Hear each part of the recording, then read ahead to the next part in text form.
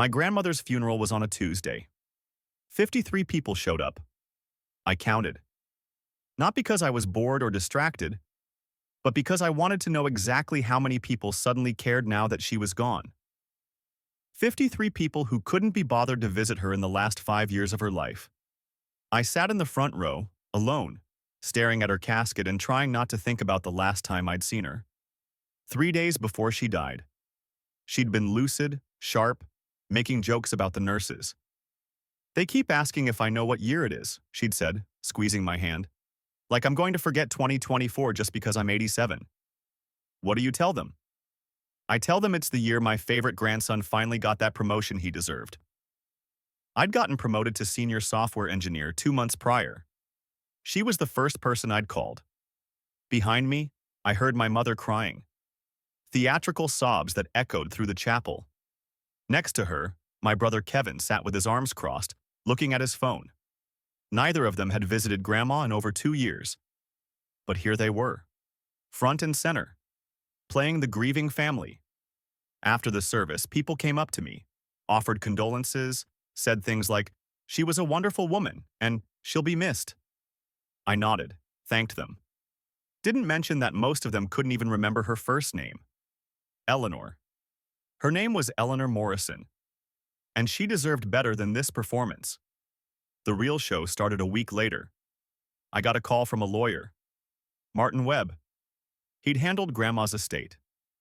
"Mr. Morrison, I'm calling about your grandmother's will. We need to schedule a reading. Are you available Friday at 2 p.m.? "Yeah, I can do that." "Good. I've also contacted your mother and brother. They'll be attending as well."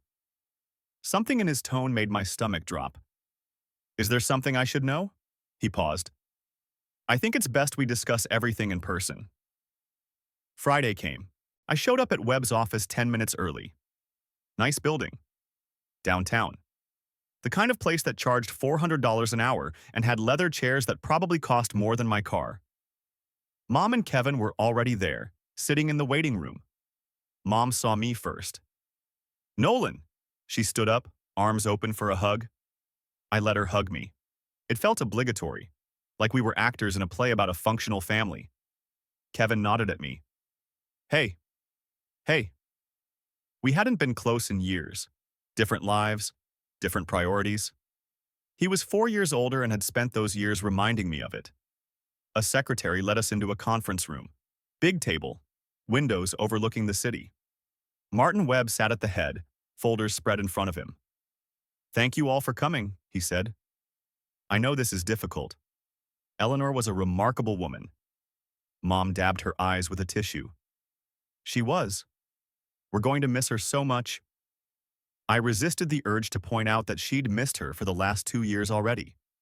Webb opened a folder. "Let's get started. Eleanor Morrison's will was last updated 6 months ago. She was of sound mind and had full mental capacity. I can provide medical documentation if needed." "Why would we need that?" Kevin asked. "Sometimes family members contest wills. I like to be prepared." Kevin leaned back. "We're not going to contest anything. We just want to know what she left us." Webb pulled out a document. Eleanor's estate consists of several assets. Her primary residence, valued at approximately $480,000. 2 rental properties, valued at $320,000 and $290,000 respectively. And liquid assets, savings, investments, life insurance, totaling $2.3 million. I felt the air leave the room. $2.3 million. Grandma had been comfortable. I knew that.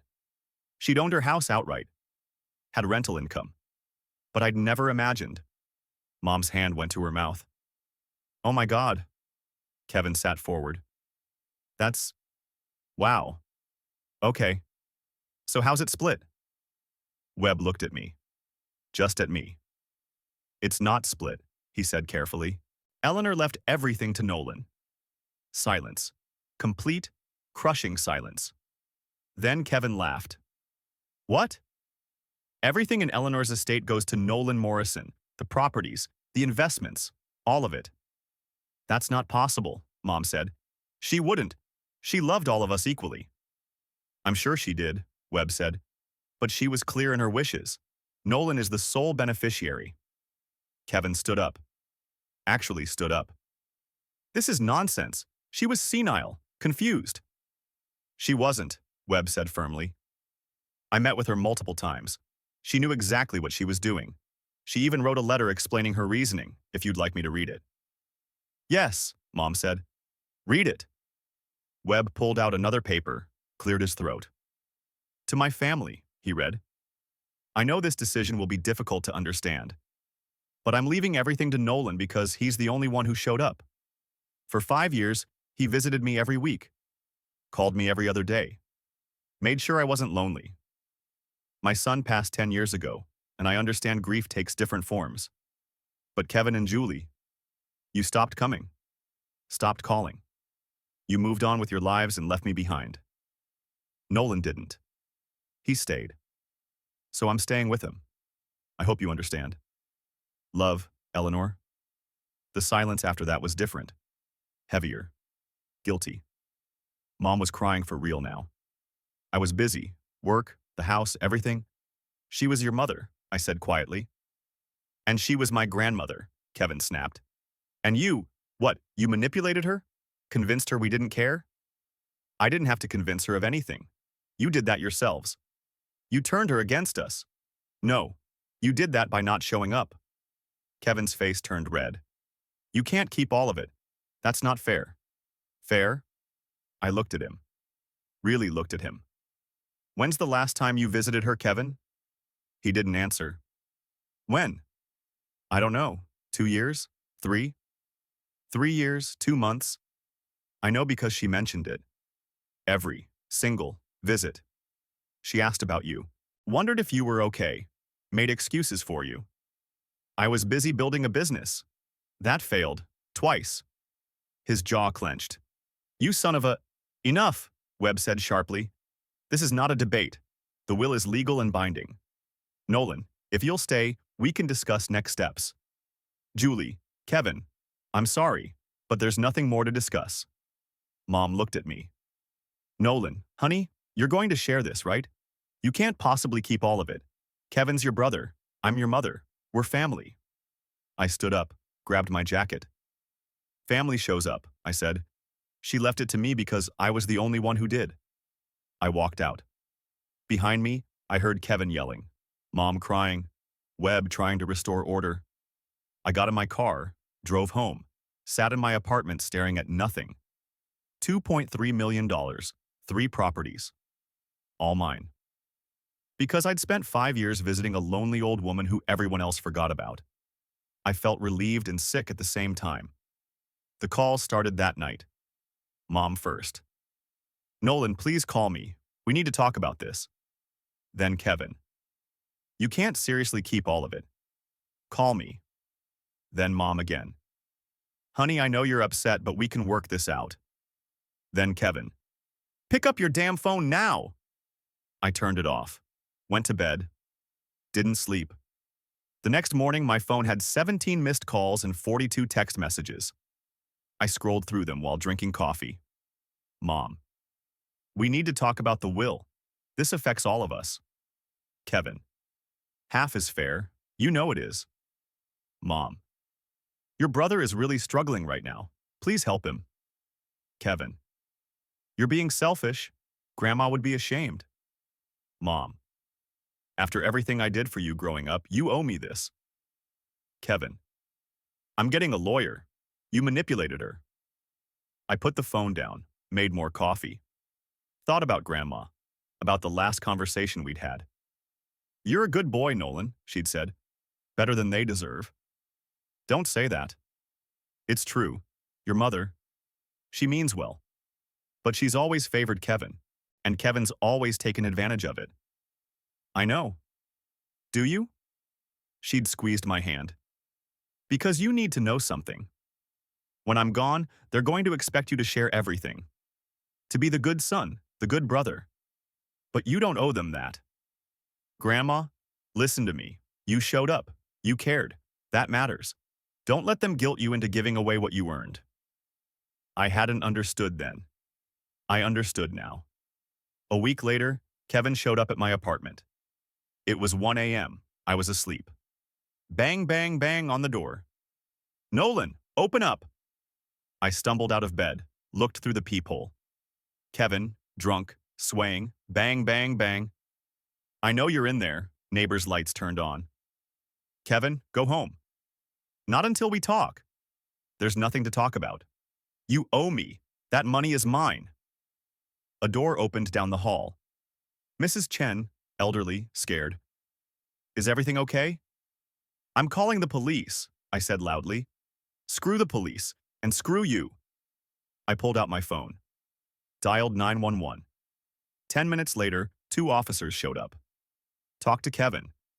Talk to me. Kevin got arrested for disorderly conduct. Mom called the next morning, hysterical. They arrested Kevin because of you. Because of him. He showed up drunk and threatening. He's your brother. He's harassing me. Over money that should be shared. Mom, I'm done. Don't call me again. Nolan. I hung up, sat in my apartment, and made a decision. I couldn't do this anymore. The constant calls, the guilt trips, the entitlement. I'd spent my whole life being the forgotten middle child, the one who didn't need attention, the one who just handled things. And now, when I finally had something of my own, they wanted to take it. No, not this time. I opened my laptop, started researching. By the end of the day, I had a plan. A plan that would change everything, and that nobody saw coming. The plan came together faster than I expected. I worked remotely as a software engineer. Had for 3 years. My company didn't care where I lived as long as I delivered code and showed up to Zoom meetings, which meant I could be anywhere. Anywhere but here. I spent a week organizing everything with surgical precision. First, the properties. I met with a property management company, professional outfit. They'd handle the rentals, find tenants, collect rent, deal with repairs. I'd get a check every month and never have to think about it. The 2 rental properties cash flow about $3,200 combined per month after expenses, the manager said. Good investments. And Grandma's house? You want to rent that too? I thought about it. About the kitchen where she'd taught me to make cookies. The living room where we'd watch Jeopardy every Thursday. The bedroom where she'd died. No, I said. I want to sell it. Too many memories. Too much grief. It sold in 3 weeks. Multiple offers. I accepted $495,000, more than the appraisal. Second, the money. I met with a financial advisor. Young guy, maybe 35. Came recommended by Webb, the lawyer. $2.3 million liquid assets, he said, looking at his screen, plus the sale of the primary residence. You're looking at roughly $2.8 million total. I felt dizzy saying that number out loud. What do you want to do with it? He asked. Not lose it. He smiled. Good start. Here's what I recommend. Diversified portfolio. Index funds, bonds, some growth stocks, conservative approach.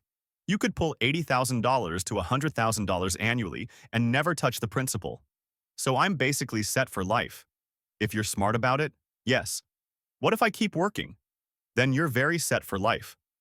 We moved the money into investment accounts, set up automatic transfers, built a financial plan. For the first time in my life, I had security. Real security.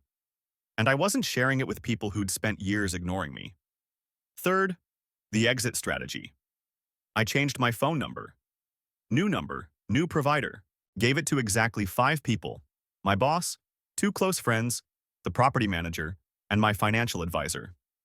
That was it. I deactivated Facebook, Instagram, Twitter, every social media account where family could find me. Then I started looking at apartments. Not in my current city. Somewhere else. Somewhere far enough that dropping by wasn't an option. I'd always wanted to live in California. Bay Area. Tech hub. Good weather. 3,000 miles from my mother's guilt trips.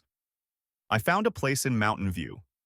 1 bedroom, modern building, walking distance to downtown. $2,800 a month, which would have been impossible before. Now it was barely a dent. I signed a lease remotely.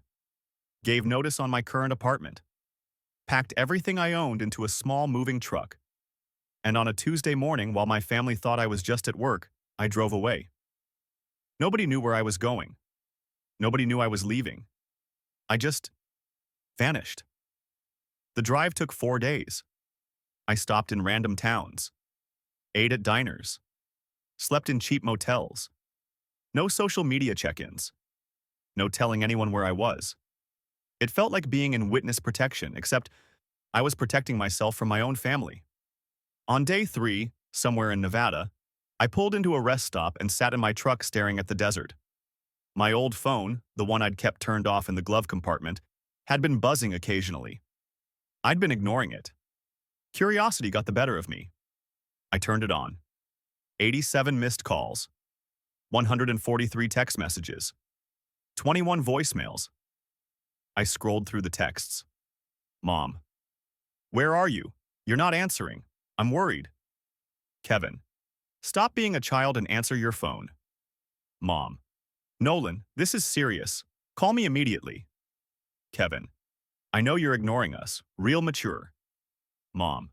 Your landlord said you moved out. Where did you go? Kevin. You can't hide forever. I listened to one voicemail, just one. Mom's voice, tight with anger masked as concern. Nolan, I don't know what you think you're doing, but this is ridiculous. You can't just disappear. We're your family. Call me back right now. I deleted it, turned the phone off, threw it in a trash can at the rest stop, and kept driving. I arrived in Mountain View on a Thursday. The apartment was exactly as advertised. Clean, bright, windows that actually opened, a kitchen that didn't smell like the previous tenant's cooking disasters.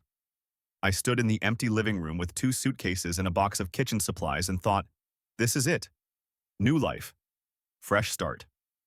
It felt terrifying and liberating in equal measure. Within 2 weeks, I'd furnished the place with IKEA basics and applied to tech companies. Google was hiring. So was Apple, Facebook, a dozen startups with names like Synergy and Quantum that probably wouldn't exist in 2 years. I interviewed everywhere. Google called back first.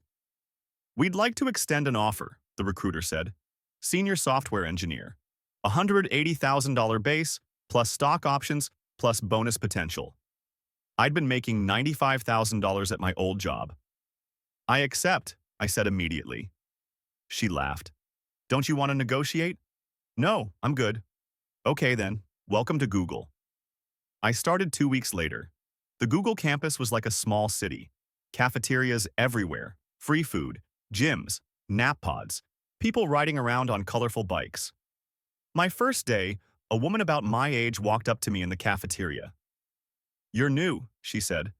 I can tell because you're actually impressed by the free lunch, I laughed. That obvious?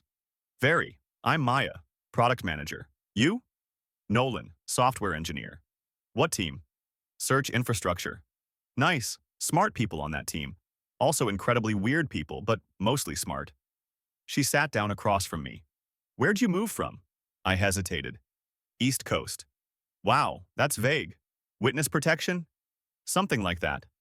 She raised an eyebrow but didn't push. Well, welcome to California. It's expensive, sunny, and full of people who take themselves too seriously. Sounds perfect. We ended up talking for an hour. She was funny, sharp, had this way of making sarcastic comments that somehow weren't mean.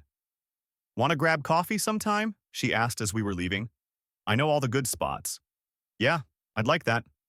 She smiled. Cool. Here's my number. I gave her my new number, the one exactly 6 people had. Now 7. The first few months in California were like learning to breathe again. Work was challenging but good. My team was brilliant. I was learning constantly, building things that millions of people used without knowing it. Maya and I got coffee, then dinner, then became actual friends. She never asked about my family. Never pushed for details about my witness protection joke. Just accepted that I was private and moved on. One night, about 4 months in, we were at a bar in Palo Alto when she said, Okay, I have to know. What's the deal?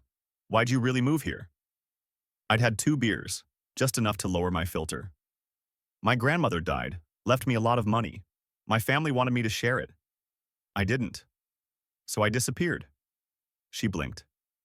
That's the most honest answer I've gotten from anyone in California. Too much? No, just unexpected. She paused. How much money? Enough that I could quit tomorrow and be fine. But you're still working. I like working, and I like being useful. She nodded slowly. Your family's still looking for you? Probably, but they can't find me. New number, no social media, different state. That's kind of badass, or kind of messed up. Maybe both, I smiled. Definitely both. After that, we got closer. Not dating, just friends who actually understood each other. She introduced me to her circle, other tech people, normal people who talked about work and hobbies and didn't ask for money. I started to feel like a person again instead of an ATM with a guilt complex. A year passed. I got promoted.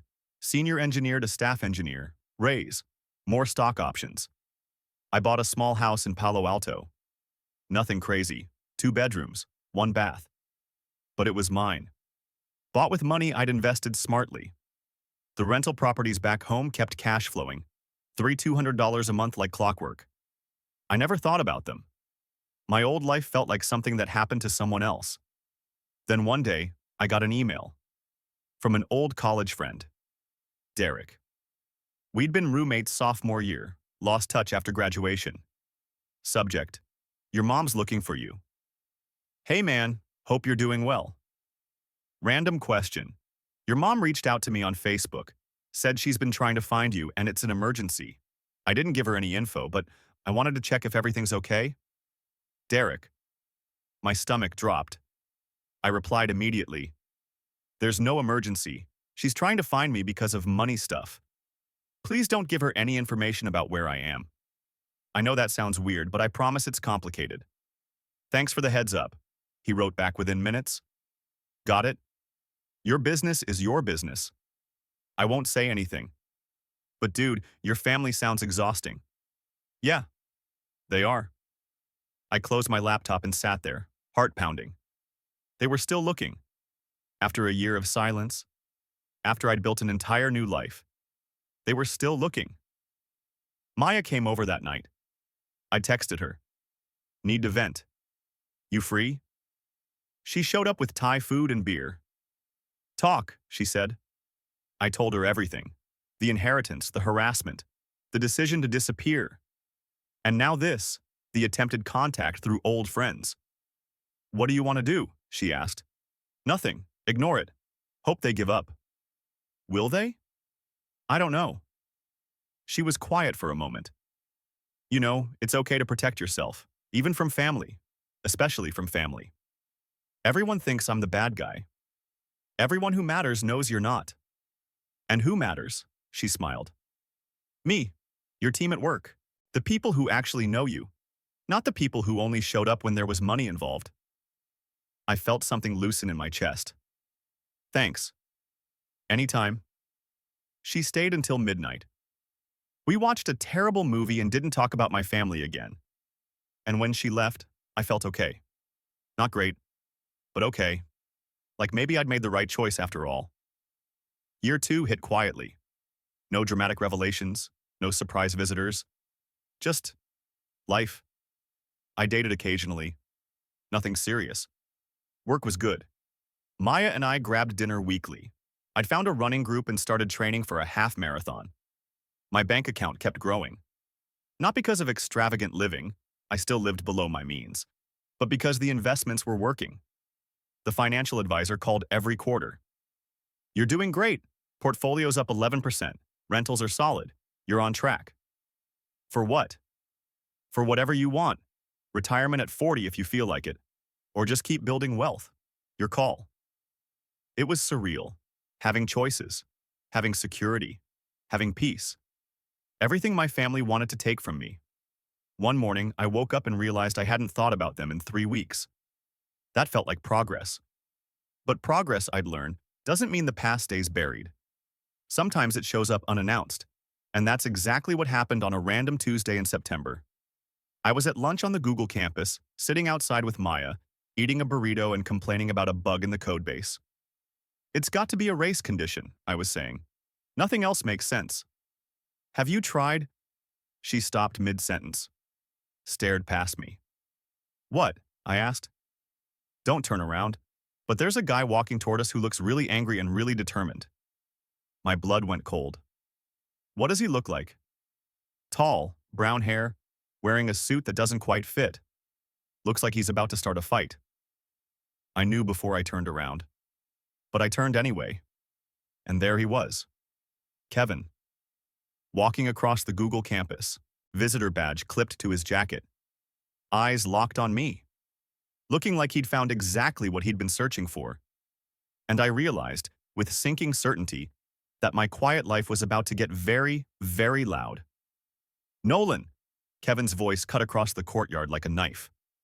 People looked up. Conversation stopped. The whole peaceful Google campus vibe shattered in one word. He was 20 feet away and closing fast. Maya looked at me. Is that? My brother, I said quietly. Oh. Oh no. Kevin reached our table. Stood there, breathing hard. His suit was wrinkled. He looked like he'd been traveling, or not sleeping, or both. What the hell, man? He wasn't quite yelling, but close. 2 years! You disappeared for 2 years. I stood up slowly. Kevin, you need to leave. I need to leave? I found you. Do you know how long it took? Do you have any idea? How did you find me? LinkedIn. Some idiot from your team posted a group photo with you in it. Took me 6 months to figure out, but here I am. I made a mental note to have a conversation with whoever posted that photo. You need to go, I said again. You work at Google? He laughed, bitter, angry. You're making bank at freaking Google and you ghosted your entire family?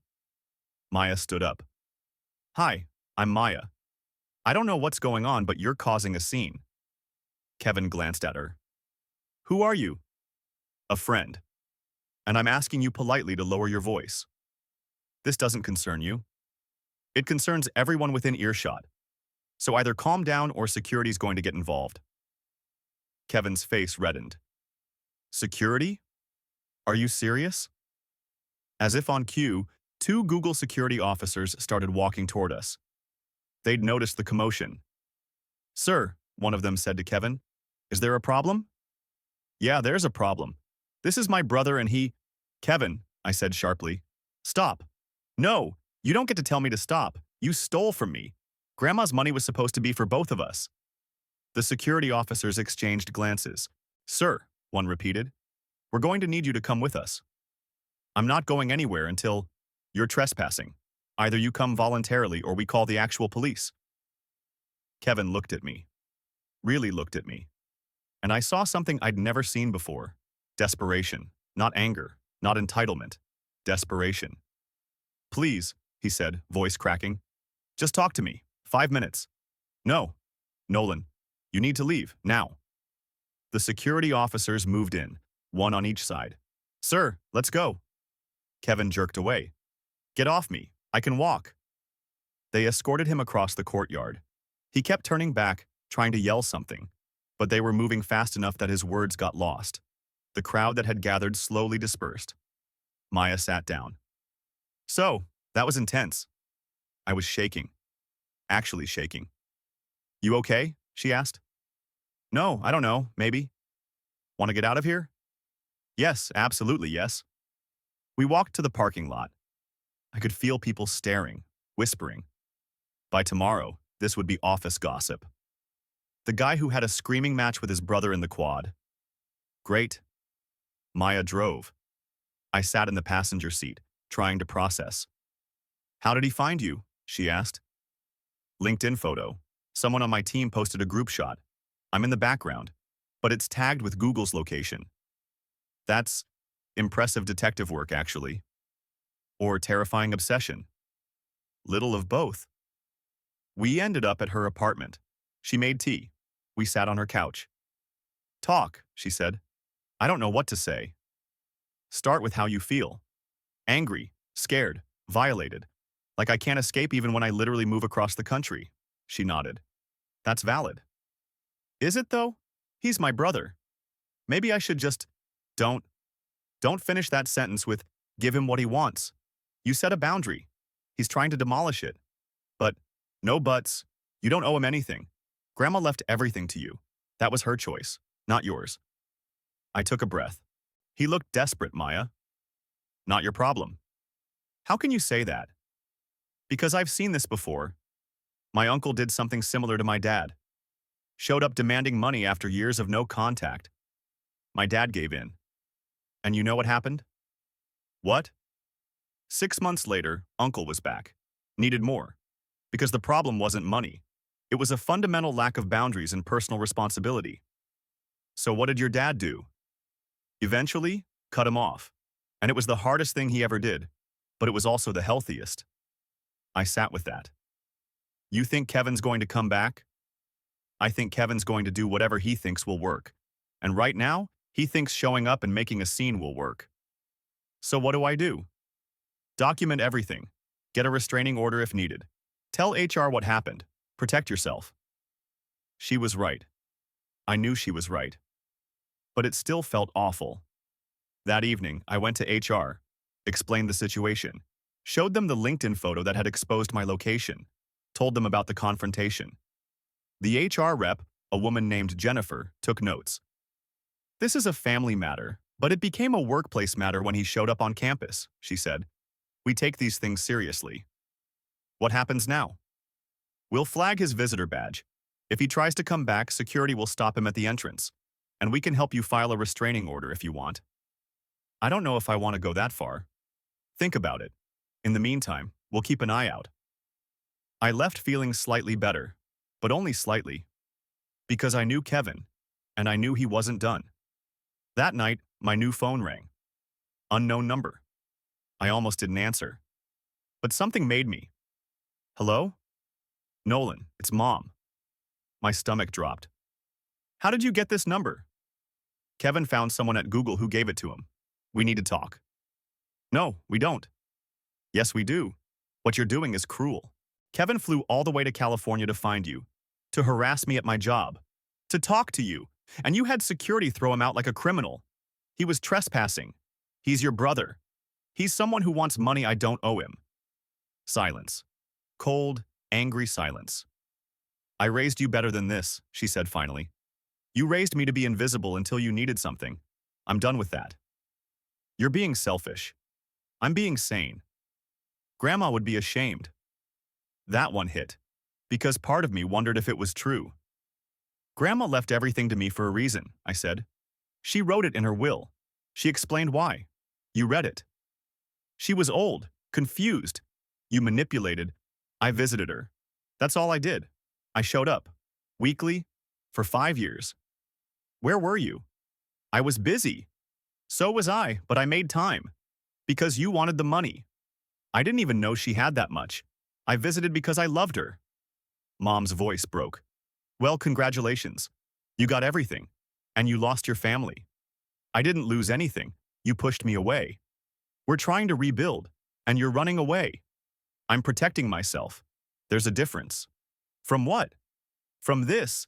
From being guilted and manipulated and harassed until I give you what you want. She was crying now. I'm your mother. Then act like it, instead of treating me like a piggy bank. I hung up, hands shaking, heart pounding. And then my phone rang again. Same unknown number. I turned it off. The next morning, I found out Kevin had posted about me online. Not on my accounts, I didn't have any. But on his. A long Facebook post. Public.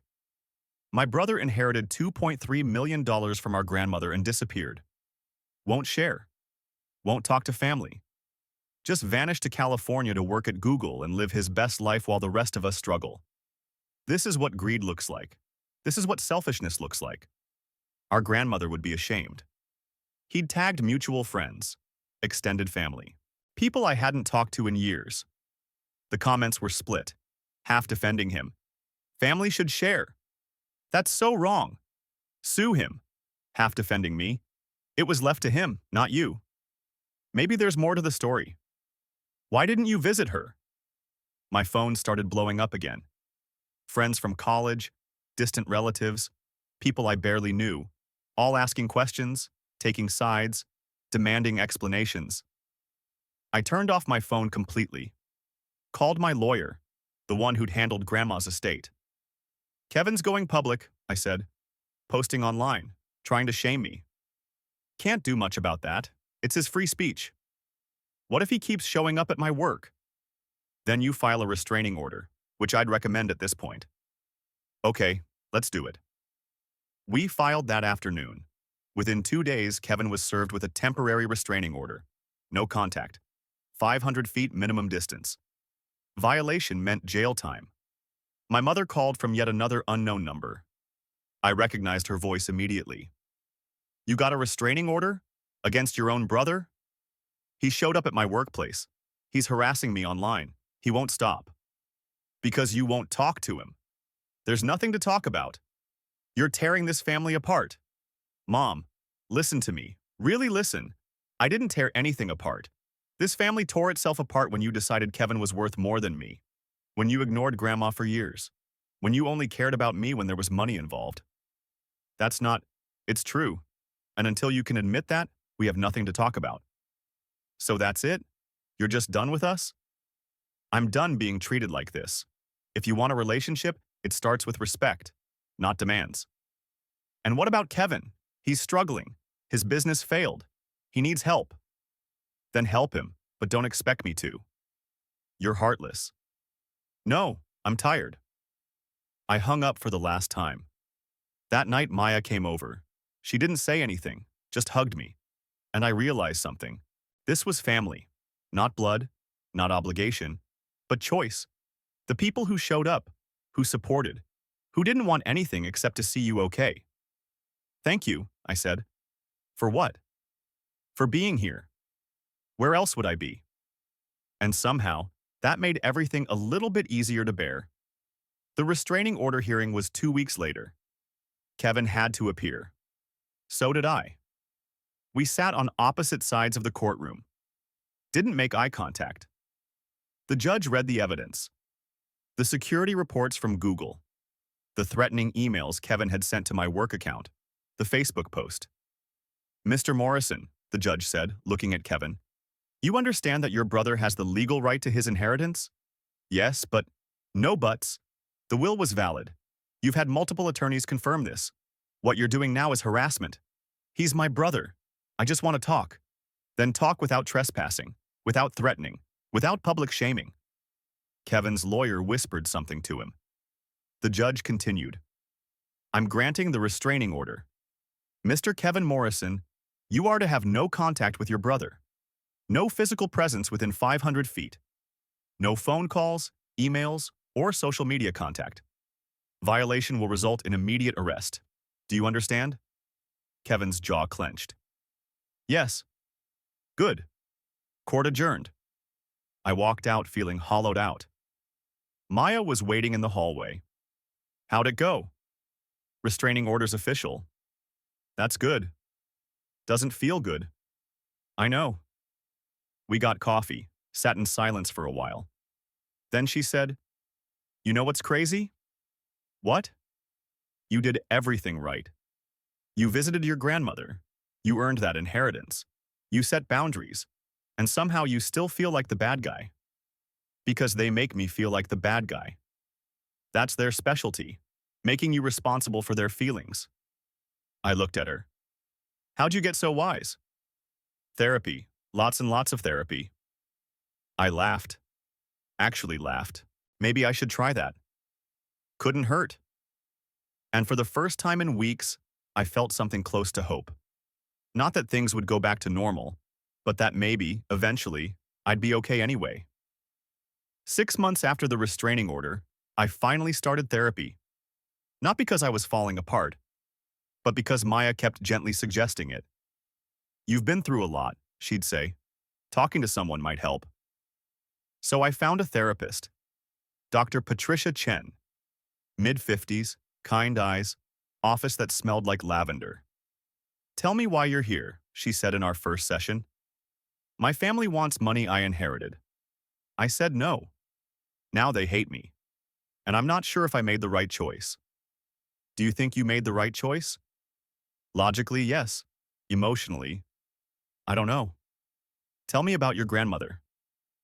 I talked for 40 minutes about visiting her every week, about how she'd been sharp and funny until the end, about how everyone else forgot about her. She left you everything because you showed up, Dr. Chen said. That wasn't manipulation. That was gratitude. My family thinks I poisoned her against them. Did you? No, I just was there. Exactly. You were present. They weren't. And now they're facing the consequences of their choices. But they're my family. Family doesn't give you the right to take from someone, or guilt them, or harass them. I sat with that. So what do I do? You've already done it. You set boundaries. Now you maintain them. What if they never forgive me? Then that's their choice, just like this was yours. Over the next few months, therapy helped me process things I'd been avoiding. The grief over grandma, the anger at my family, the guilt over the money. Guilt's interesting, Dr. Chen said one session. It's supposed to tell us when we've done something wrong, but sometimes we feel guilty just for taking up space. That's me. I've always felt like I was taking up space. Because your family made you feel that way. Kevin was the golden child, your mom's favorite. And you were… what? The reliable one? The one who didn't need attention? Yeah, exactly that. And now you have something valuable, and they want it, because in their minds, you don't deserve to have more than them. How do I stop feeling guilty? You remind yourself of the truth. You earned this. You showed up, and you're allowed to protect what's yours. I left that session feeling lighter than I had in months. Work was going well. I'd been promoted again. Staff engineer to senior staff. More responsibility. More stock options. More proof that I was building something real. Maya and I had started dating. Officially. It happened gradually. Coffee turned into dinners. Dinners turned into weekends together. One night she just looked at me and said, "So are we doing this or what?" Doing what? Dating, like, for real. I thought we already were. I mean officially, like, I want to introduce you as my boyfriend, not my friend Nolan. I smiled. Yeah, let's do that. She kissed me. Good. Because I really like you. I really like you too. It was the most normal, healthy relationship I'd ever had. No drama. No manipulation. Just two people who actually enjoyed each other's company. She met my friends from work. I met hers. We talked about moving in together eventually. Life felt stable. Good. Like I'd finally built something that was mine. And then, on a random Thursday, I got an email. From an address I didn't recognize. Subject: I'm sorry, I almost deleted it. Assumed it was spam. But something made me open it. Nolan, this is your Aunt Linda. Your dad's sister. I was at the will reading. I stayed quiet then, but I shouldn't have. I want you to know that your grandmother talked to me before she died. She told me why she was leaving everything to you. She said you were the only one who loved her for her, not for what she could give you. She said you showed up when nobody else did. Your mom and Kevin are angry because they know she was right. They're not angry at you. They're angry at themselves. But it's easier to blame you than face their own guilt. I don't expect you to forgive them. Or me for staying silent. But I wanted you to know. You didn't do anything wrong. You were a good grandson. And she loved you for it. I'm proud of you for standing your ground. Love, Aunt Linda? I read it 3 times. Then I forwarded it to Dr. Chen with a note. Is it weird that I'm crying? She replied. Not weird at all. That's validation. Let yourself feel it. So I did. I sat at my desk and cried. Not sad crying. Relief crying. Because someone saw it. Someone understood. And that was enough. I printed the email, framed it, put it on my bookshelf next to a photo of Grandma and me from 5 years ago. 2 months later, I got a text from an unknown number. Hey, it's Kevin. Don't freak out.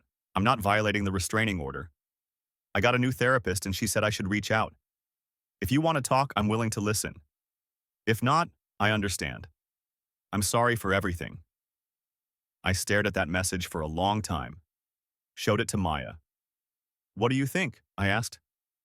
What do you want to do? I don't know. Part of me wants to ignore it. Part of me is curious. You don't owe him anything. But if you want to respond, that's okay too. I thought about it for 2 days. Then I replied, I appreciate the apology.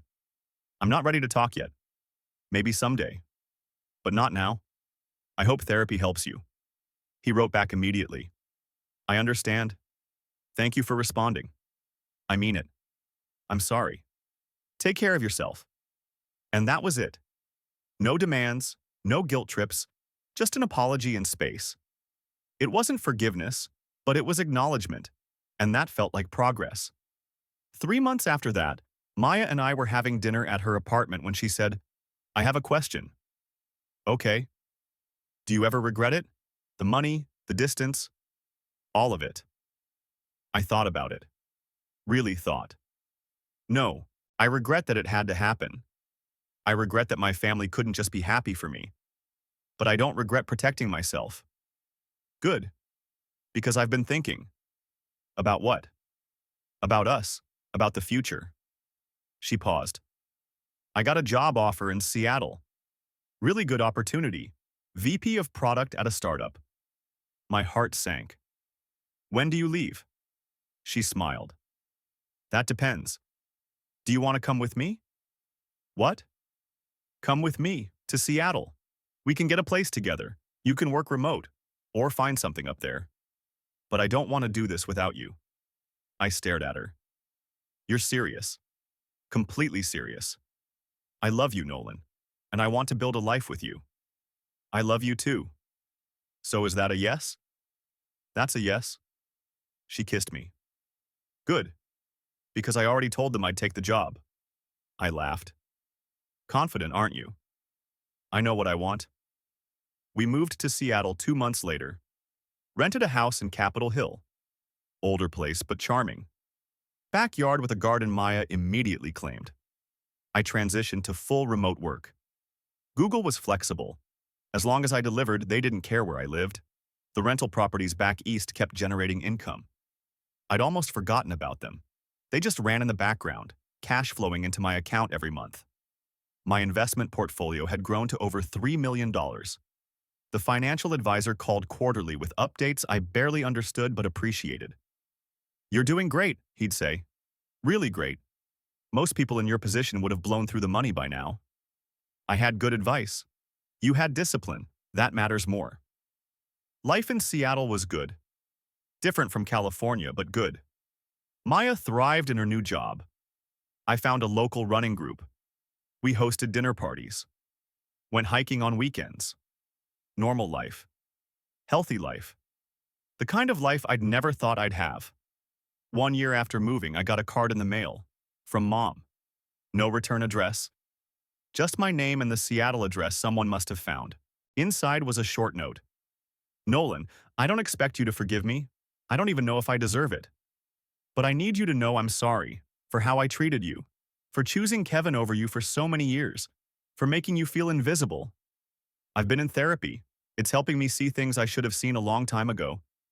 I understand if you never want to talk to me again. But if you ever do, I'm here. Love, Mom. I showed it to Maya. What are you going to do? She asked. I don't know. Maybe nothing. Maybe someday. That's fair. I put the card in a drawer. Didn't respond. But didn't throw it away either. Because maybe someday I'd be ready. But not today. 2 years after leaving California, Maya and I got engaged. Simple proposal. No flash mob or elaborate planning. Just the two of us on a hike, overlooking Puget Sound. I want to spend my life with you, I said. Will you marry me? She laughed. Did you plan this? Not even a little bit. I've been carrying the ring for 3 weeks waiting for the right moment. This is perfect. So is that a yes? That's a yes. We got married 6 months later. Small ceremony, her family, my friends from work, no one from my old life. It was exactly what I wanted. After the ceremony, Maya asked, Any regrets? I looked around. At the people who'd chosen to be there. At the life we'd built together. None, I said. Not a single one. Good, because I'm really happy. Me too. And I meant it. Because I'd learned something important. Family isn't who you're born to. It's who shows up, who stays, who loves you not for what you have, but for who you are. Grandma knew that. That's why she left everything to me. Not because I deserved it more, but because I was there when it mattered. And now I was here, in a life I'd built from scratch, with someone who loved me unconditionally, standing in a small backyard in Seattle, married to my best friend, financially secure, emotionally healthy. I'd lost my family of origin, but I'd gained something better, a family of choice.